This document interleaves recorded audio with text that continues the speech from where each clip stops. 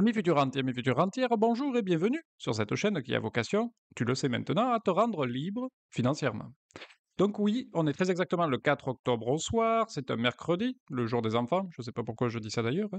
Et donc nous nous apprêtons à analyser une nouvelle fois notre petite boubourse qui bat de l'aile un petit peu en ce moment. Alors déjà, d'un point de vue macro, non pardon, macro, et bien sur la dernière vidéo, je t'indiquais que les soldes et les bonnes opérations étaient relativement complexes, relativement rares, mais franchement, sur ces derniers jours, on a vu notre petit CAC 40, qui représente donc les 40 actions françaises les plus importantes, qui a tout de même subi quelques petites secousses, qui constitueront, je l'espère, une porte d'ouverture pour nous permettre de faire des petites affaires. Et donc, eh bien, c'est parti mon kiwi, on prend les mêmes et on recommence en passant par la fameuse étape numéro uno, où nous allons directement sur Boursorama voir les petites actions ayant le plus chuté sur la dernière année. Et ça ne bouge toujours pas trop au niveau classement, car on retrouve nos petits préférés avec les 4 premiers que nous avons déjà préalablement analysés. Et je te propose en suivant, bien tout simplement, le petit Kering, qui lui est spécialisé dans un secteur qui me va clairement à ravir, puisque cette société est spécialisée dans le secteur spécifique du luxe. Et pour habiller également luxueusement cette petite vidéo, quoi de mieux que magnifique générique? Et donc, c'est parti. Magnéto, Serge.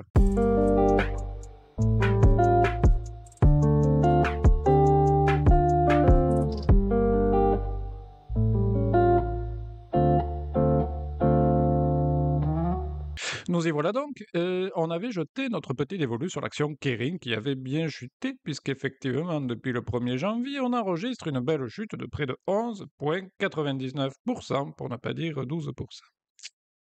Donc le ciblage de notre action étant effectué, nous avons donc validé rapidement notre étape numéro 1. Passons donc à l'étape 2 qui a deux objectifs principaux. Le premier, c'est tout simplement se constituer un petit panel des actions concurrentes à Kering et du même secteur de Boursorama.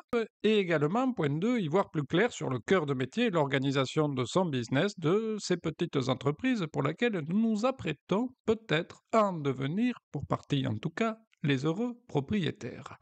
Donc on avait vu ensemble que par simplification, oui, car je suis feignant, tu te souviens, il est préférable de cliquer directement sur la fiche valeur qui nous intéresse. Magie, donc ici pour notre petit Kering, apparaissait donc comme par magie le secteur défini par Boursorama, dit de distributeurs diversifiés. Je t'avouerai déjà que je m'attendais à un truc un peu plus glorieux, car on est quand même sur des marques haut de gamme, à l'image de Gucci, Saint-Laurent ou encore Balenciaga. Mais bon, admettons.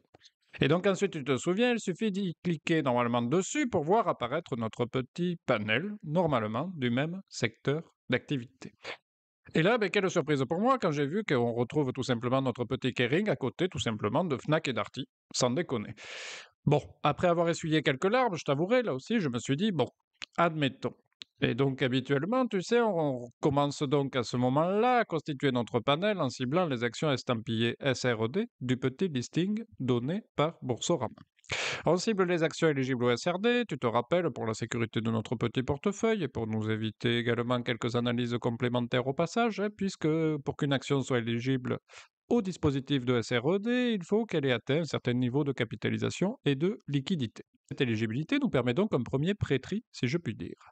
Donc, content d'apprendre aujourd'hui que Fnac Darty dans la distribution spécialisée et Rally dans la grande distribution étaient des concurrents directs de Kering. Non, dans la foulée, je n'ai pas escampé mon ordinateur par la fenêtre, mais je suis simplement, par curiosité, allé regarder les résultats rapides de ces petites structures. Résultats rapides et surtout sans appel, je t'avouerai. En effet, je ne perdrai pas de temps à les analyser, puisqu'effectivement, après une très rapide analyse, déjà pour Fnac Darty, le dernier résultat comptable de l'année 2022 est négatif, donc je ne risque clairement pas d'avoir mes 6 indicateurs validés sur 8, donc c'est clairement cuit pour celui-ci. Et en plus, pour me rassurer, si je puis dire, je t'avouerai que je suis allé carrément faire un tour rapide du côté de son dernier chiffre d'affaires 2023, et j'ai constaté qu'il était en plus moins bon que celui de 2022 à la même période. Donc non, à ce titre, c'est sûr, je ne l'ajouterai pas dans mon petit panel à analyser. Non, non, non. Ensuite, je reviens donc à mon petit listing et je tombe donc sur Rally, plus connu également sous sa marque Casino ou GoSport. Et lui, bel et bien, ce n'est pas le résultat de l'année qui est négatif, mais tout simplement tous les résultats sur les 4 dernières années. Donc je dirais également non merci pour celui-ci. Et là, je t'avouerai, je n'ai même pas pris le temps de regarder la variation de son chiffre d'affaires entre 2022 et 2023. Bon, ben nous voilà bien là avec mon petit Kering tout seul, et en fait, Ce que j'ai fait, si tu veux, c'est simplement que j'ai tapé le nom d'un concurrent direct bien connu, voire très très bien connu, de mon petit Kering, qui est donc LVMH. Donc j'ai tapé sur Boursorama LVMH et voici donc son secteur à lui, habillement et accessoires. Ah, à première vue déjà, ça semble quand même effectivement beaucoup mieux. Et du coup, si je clique sur son petit secteur, à celui-ci, eh bien je tombe sur Christian Dior et Hermès comme concurrents directs de notre petit Kering, ce qui me semble en toute franchise plutôt pas mal. Il était temps quand même.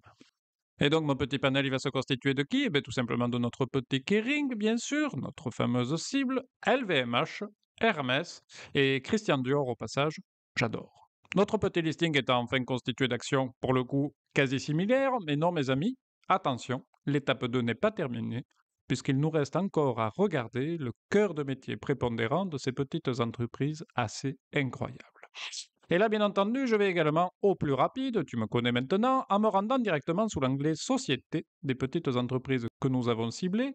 Et donc, c'est parti avec comme star du jour, eh bien, Kering, qui est donc un grand groupe de luxe mondial qui a fait grandir des petites maisons peu connues comme Gucci, Saint Laurent, Balenciaga. Et je te laisse regarder les autres marques car je ne les connais pas. Son chiffre d'affaires est plutôt bien réparti, avec en gros 30% en Europe de l'Ouest, 30% en Amérique du Nord, 30% en Asie-Pacifique, 6% au Japon et 4% pour le reste du monde. Ensuite, nous retrouvons notre petit LVMH, qui est simplement le leader mondial des produits de luxe, avec la moitié de son chiffre d'affaires qui se fait sur les articles de mode et de maroquinerie, avec des marques connues comme Louis Vuitton ou Givenchy. Et ensuite, pour les 50% de son chiffre d'affaires, par ordre d'importance, on retrouve les ventes de montres et bijoux avec des marques comme Bulgari, Zénith, les ventes de vins et spiritueux avec le champagne Mercier, Dom Pérignon, et également de belles marques de vin, cognac et whisky, même si sa spécialité reste le champagne. Pour finir, les parfums et produits cosmétiques avec Guerlain, Christian Dior, Kenzo, Acqua di Parma, et la répartition du chiffre d'affaires se fait pour 25% en Europe, 30% en Asie, 27% aux États-Unis et le reste dans les autres pays. Ensuite, on retrouve notre petit Hermès avec une action très bon marché, comme tu le vois, de 1731 euros au 4 octobre 2023, ça tabasse un peu quand même. Hermès International est donc spécialisé dans la conception, la fabrication et commercialisation de produits de luxe. 50% de son chiffre d'affaires est effectué sur les produits de maroquinerie et de sellerie, puis ensuite vêtements, chaussures et accessoires, produits textiles, horlogerie, parfums, bijoux, puis produits d'art de vivre et de la table, même si je ne vois pas du tout à quoi cela peut correspondre, un produit d'art de vivre ou de la table. Si tu le sais, je veux bien un petit commentaire d'ailleurs pour m'éclairer. Merci à toi. Pour son chiffre d'affaires, 25% en Europe, 50% en Asie-Pacifique, 20% en Amérique et 5% pour le reste du monde. Et pour finir, donc, notre petit Christian Dior, que j'adore, promis, c'était la dernière fois que je faisais cette boutade. C'est donc une société holding organisée autour de 6 pôles d'activité quasi similaires à ceux de LVMH, car, sans rentrer dans le détail, sache que LVMH et Christian Dior possèdent des participations réciproques et sont possédées en grande partie par la Arnault Family, avec Bernard Arnault que tu retrouves dans le conseil d'administration de l'une comme de l'autre. D'ailleurs, si tu prends le temps de regarder les chiffres de Christian Dior SE, notre société holding, eh bien tu t'apercevras que c'est quasiment les mêmes que ceux de LVMH, sauf le résultat part du groupe, qui est pour Christian Dior plus faible. Fort de ce constat, je te propose donc simplement de partir directement sur la société LVMH, ce qui sera clairement bien plus efficace. Et là, nous y voyons donc enfin plus clair et pouvons donc admettre que notre étape 2 est bel et bien finie. Bravo à nous. Nous passons donc à l'étape 3 maintenant et pouvons donc nous concentrer sur l'analyse de nos magnifiques petits indicateurs. Pour répondre à quelques interrogations de certains membres de notre équipe dans l'utilisation du fichier que je te partage à l'écran, je vais te montrer une petite manipulation pour analyser une nouvelle action si jamais tu m'as fait la demande du fichier. En préambule, je te rappelle quand même que si tu ne l'as pas déjà fait, que tu veux ce petit fichier, tu peux m'envoyer un petit mail à objectif.bientorrentier@gmail.com et je t'enverrai ce fichier gratuitement. Alors profite-en, parce que la gratuité en ce moment, c'est assez rare. Donc, fin du préambule, revenons à nos moutons. Donc, si tu veux analyser une nouvelle action, comme Hermès par exemple, eh bien voici comment je procède tout simplement. Donc déjà, je vais prendre une ligne, par exemple, mon petit LVMH, ici. Je vais copier-coller la ligne entière, Par exemple, je vais la copier-coller dessous. Et on va dire ici que c'est notre ligne, tout simplement pour Hermès, par exemple. Ensuite, on va renseigner les infos que nous venons d'échanger ensemble. Et pour obtenir le remplissage des indicateurs à droite, là, afin de remplacer ce magnifique hashtag ref, il suffit de créer en bas un nouvel onglet, si tu veux, devant être libellé du même nom que précédemment. Comme là, tu vois Hermès, par exemple. Donc, je supprime les données de LVMH dans les cases que j'ai en jaune et que j'ai copiées sur ce nouvel onglet Hermès. Et je vais tout simplement les remplacer par les vraies données d'Hermès, bien sûr. Donc, eh bien, j'ai envie de te dire comme on y est dessus, eh bien, c'est parti. Donc, pour Hermès, comme d'habitude, je vais sur mon onglet Société et je note le cours et la capitalisation boursière multipliés par 1000 pour ne pas fausser nos petits résultats.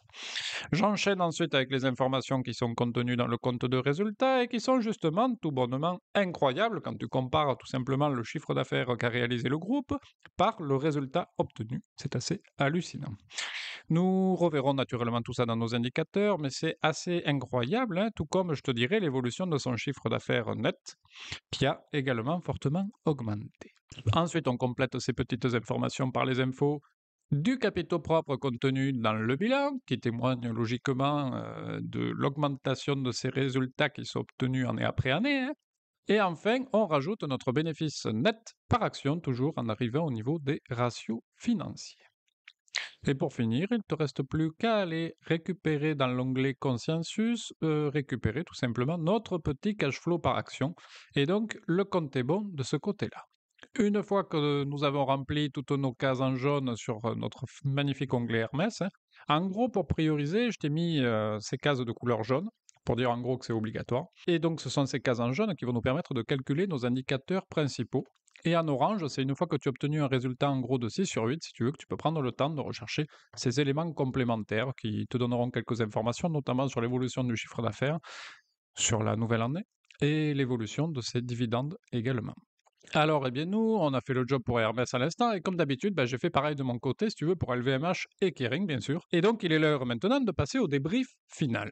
En toute franchise avec toi, j'y ai cru pendant un moment, puisque Hermès, quand je le suivais, les indicateurs s'enchaînaient bien les uns après les autres au niveau de la rentabilité du titre, hein, clairement.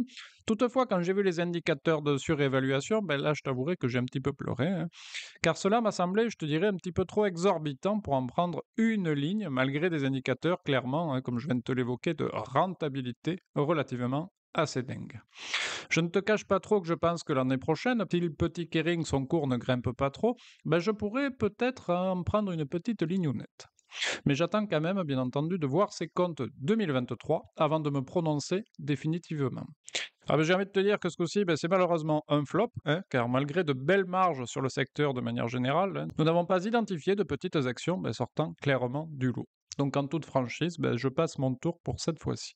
Et je t'avouerai, je passe mon tour, mais je t'avouerai quand même en toute sérénité, car je pense qu'il est important que nous conservions un petit peu de cash à placer en ce moment, compte tenu des aléas boursiers très menaçants, clairement, hein, pour cette fin d'année, voire l'année prochaine. Nous verrons donc néanmoins si nous aurons plus de chance courant octobre, hein, mais en attendant, voici venu le moment de la petite citation inspirante du jour, pour attendre, c'est important. Et pour le coup, pour une fois, citation bourse, hein, j'y reviens toujours, qui sera ce coup-ci par contre non pas de Warren Buffett, mais de Benjamin Graham, qui en fait a été un des mentors de Monsieur Buffett.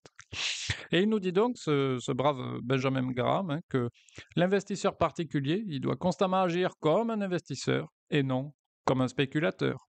À bon entendeur, salut!